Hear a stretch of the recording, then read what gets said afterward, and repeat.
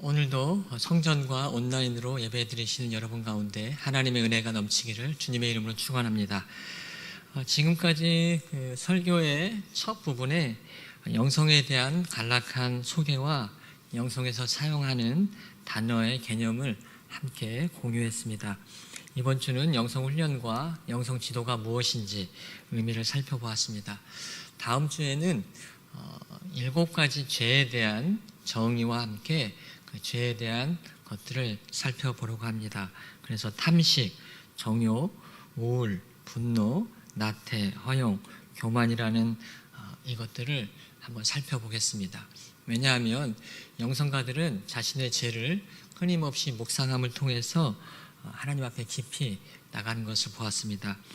현대인의 삶과 연결해서 죄가 어떤 형태로 우리의 삶에 가까이 있는지 살펴보도록 하겠습니다. 요한복음의 핵심 주제가 몇 가지가 있는데 어둠, 죄, 노예, 그리고 죽음 이런 몇 가지 주제가 있는데 오늘은 죽음에 대한 주제입니다. 요한복음에서 이야기하는 죽음은 무엇일까요? 요한복음에서 얘기하는 죽음은 무엇이냐면 예수님의 말씀을 듣지 않는 사람, 즉 인간이 되어서 우리 가운데 계신 말씀의 현조를 따라서 삶을 설계하지 않는 것을 죽음의 상태로 말하고 있습니다. 다시 한번요. 죽음의 상태는 무엇이냐면 이미 예수님께서 말씀으로 우리에게 오셨는데 그 말씀을 가지고 삶을 디자인하고 설계하지 않는 상태를 바로 죽은 사람이라고 요한복음은 말하고 있습니다. 예를 들어서 바리새인은 예수님의 말씀을 듣고도 거부하였습니다. 따라서 육신은 살아있지만 결국 죽어있는 상태라고 예수님은 선언하고 있습니다. 우리 역시도 예수님의 말씀을 듣고 또한 그것을 삶에 적용하고 설계하지 않는다면 어쩌면 죽은 상태가 아닌지 생각해 볼 필요가 있습니다. 이번 말씀 프로젝트가 중요한 이유는 우리가 하나님 앞에 나아가 말씀을 듣고 그 말씀의 깊은 임재를 추구하기에 나 자신을 살리는 일인 것을 기억하시기 바랍니다. 예수님은 우리가 이 죽음의 세계에서 생명의 세계로 들어가는 길을 제시하고 있습니다. 어제 말씀처럼 목자와 양은 신뢰의 관계, 즉 믿음으로 예수님의 말씀을 듣는 것이 너무나 중요합니다. 오직 예수님의 말씀만이 우리를 살리기에 우리는 믿음으로 목자의 음성을 들어야 될 줄 믿습니다. 히브리서 4장 2절은 이렇게 말씀하고 있습니다. 그들과 같이 우리도 복음 전함을 받은 자들이나 들은 바 그 말씀이 그들에게 유익하지 못한 것은 듣는 자가 믿음과 결부시키지 아니함이로라. 뭐라고 말씀하십니까? 우리가 말씀을 듣지만 그 말씀이 유익하지 않는 이유가 있다고 합니다. 그 이유가 뭐냐면 듣는 자가 믿음을 결부시키지 않았다고 합니다. 즉 우리가 말씀을 듣고 우리가 믿음을 작지만 믿음을 더할 때에 우리에게 유익이 있는 것을 기억하시기 바랍니다. 목자가 주시는 음성을 그냥 듣는 것이 아니라 내 믿음의 양과 크기에 관계없이 믿음을 더할 때 우리에게 우리의 삶에, 우리의 가정에, 우리의 민족 가운데, 전 인류 가운데 유익이 될 줄 믿습니다. 이 새벽에 들으시는 말씀 가운데 믿음을 더하시는 역사가 일어나길 바랍니다. 우리의 들은 말씀이 유익하려면 우리의 믿음을 결합해야 되는 줄 믿습니다. 저는 오늘 35절의 말씀이 제 마음에 붙잡혔습니다. 예수님께서 눈물을 흘리시더니, 저도 이제 좀 외람되지만 나이가 좀 들어가는지 자꾸 눈물이 나요. 제가 성도님 만나고 울려 그러면 옆에서 자꾸 눈물이 나는 것 같아요. 이건 신체적인 변화죠. 그런데 오늘 본문에 하나님의 아들이라고 외치는 예수님께서 그냥 우는 것이 아니라 정말 슬픔과 격정의 그런 웃는 모습을 보게 됩니다. 아마 주변의 제자들이 예수님 좀 조금만 우시지 왜 저렇게 우실까 하는 그런 우려도 하는 모습도 한번 상상해 볼 수 있습니다. 이렇게 우시는 이유는 5절에 예수께서 본래 마르다와 그 동생 나사로를 사랑하시더니, 또 11절 우리 친구 나사로가 잠들었도다 그러나 내가 깨우러 가노라. 깊은 우정의 관계에서 그 나사로의 죽음의 소식에 깊은 감정을, 사랑의 감정을 표현하고 있습니다. 사실 예수님께서 다시 그곳으로 베다니로 간다는 그 사실은 이미 바리새인과 유대 그 사람들은 예수님을 죽이려는 그 마음의 어떤 격정이, 돌로 던지려는 그 상황도 경험했었습니다. 그곳으로 간다는 것은 굉장히 위험한 상황이었습니다. 그런데도 예수님은 친구 나사로와 우정을 기억하며 그곳으로 갑니다. 친구 나사로를 죽음에서 살리기 위해서입니다. 이 사건이 굉장히 중요한데요. 왜냐하면 예수님의 하시는 일을 보고 이제 유대인들이 많이 믿기 시작합니다.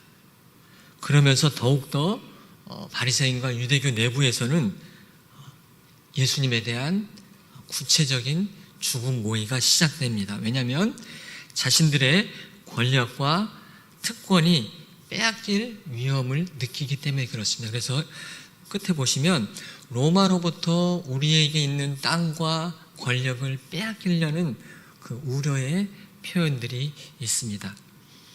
저는 오늘 예수님의 감정은 우정에서 나온 이 사랑의 표현이라고 생각하는데요. 현재 그 영성훈련반에서 두 번째 프로그램을 하고 있습니다. 두 번째 프로그램이 뭐냐면 거룩한 마음이라는 프로그램을 진행하고 있습니다. 영성훈련에서 마음을 관찰하는 것이 굉장히 중요합니다. 마음이 어떻게 작동하는지를 살펴보고 있습니다. 삶에서 많은 문제를 일으키는 것은 영적인 문제기라보다는 오히려 미성숙한 심리 기제, 마음의 작동으로 인해서 굉장히 인간적인 갈등을 보게 됩니다. 이번 주 살펴본 내용 중에 하나는 부정적 방어 기제 중에 이지화라는 개념을 살펴보았습니다. 방어 기제는 인간관계에서 자아가 위협받는 상황에서 자신을 방어하는 방어 기제입니다. 이지화는 자신의 행동에서 이성적 요소는 있지만 감정을 억압하는 것을 말합니다. 일상 가운데 감정을 억압하고 이성으로만 살아가는 사람을 말합니다. 그 결과 삶이 건조해지고 건조한 느낌을 갖고 생명력이 사라져 생화가 아니라 조화 같은 느낌을 갖습니다. 특히 한국 문화는 울지마, 남자는 왜 울어? 혹은 감정을 좀 억압하는 것을 많이 봅니다. 또 과학을 하시는 분들은 또 이성이 굉장히 발달했기 때문에 그 과학적인 높은 그 성과를 이루어낼 수가 있습니다. 완전히 일치하지 않지만 말씀드린 것처럼 과학이나 그런 감정을 억압하는 문화에서는 이성 중심으로 살아가게 됩니다. 이 경우 나도 모르게 감정을 억압하면서 살아갈 수가 있습니다. 오늘 예수님의 눈물을 흘리는 장면에 어쩌면 깊이 공감하지 못할 수도 있습니다. 때로는 다른 사람들의 눈물을 보면서도 어떤 공감이 일어나지 않을 수도 있습니다. 이런 관점에서 철학에서는 두 가지로 얘기합니다. 첫 번째는 주지주의, 또한 주정주의로 이야기합니다. 주지주의는 무엇이냐면 감정과 정서보다는 이성을 중요하게 하는 태도가 바로 주지주의입니다. 또한 반대로 주정주의는 인간의 정신 활동에서 이성보다는 정서를 중시하는 태도를 말합니다. 예수님은 완전한 인간이시기에 완전한 이성과 감정을 가지셨습니다. 오늘 나사로 사건에서 내면의 깊은 마음의 슬픔과 감정을 표현하고 계십니다. 어떤 분은 평생 눈물을 흘리지 않는 분도 있을 수도 있겠습니다. 또한 감정을 억압해서 다른 사람의 고통과 아픔을 깊이 또 느끼지 못할 수도 있습니다. 한번 오늘 이 말씀을, 예수님께서 눈물을 흘리시더라, 이 말씀을 통해 나도 이웃과 나의 사랑을 하는 사람을 위해서 눈물 흘리는 시간이 되었으면 좋겠습니다. 이 새벽에 예수님이 나사로의 죽음의 소식에 깊이 슬퍼하고 눈물 흘리신 것처럼 혹 여러분 주변에 고통 앞에 떨고 있는 이웃과 자신을 위해 눈물 흘렸으면 합니다. 목회자로서 저는 성도들의 깊은 고통에 어떤 것도 해줄 수 없는 인간적인 무력함을 느낄 때 깊은 탄식과 눈물을 흘리곤 합니다. 현재 우리 교회는 많은 환우들이 있습니다. 또한 삶의 절망과 또 미래에 대한 불안으로 우리 청년들은 깊은 절망을 하고 있습니다. 또한 산불과 전쟁과 또 어르신들의 외로움, 이 고통 가운데 있는 분들이 참 많이 있습니다. 이 새벽에 예수님의 그 흘린 눈물을 기억하시면서 마음의 눈물로 함께 이 새벽에 기도했으면 좋겠습니다. 그때에 하나님께서 귀한 빛으로 죽음에서 나오게 하는 역사가 일어나게 될 줄 믿습니다. 함께 11절 11절 말씀을 읽고 말씀을 맞으려고 합니다.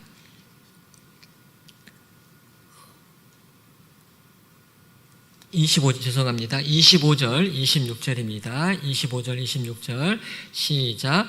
예수께서 이르시되 나는 부활이요 생명이니 나를 믿는 자는 죽어도 살겠고 무릇 살아서 나를 믿는 자는 영원히 죽지 아니하리니 이것을 내가 믿느냐. 아멘. 기도하겠습니다. 주님은 우리의 부활이요 생명이십니다. 믿는 자는 죽어도 살겠고 무릇 살아서 나를 믿는 자는 영원히 죽지 아니하리라 하시니 감사합니다.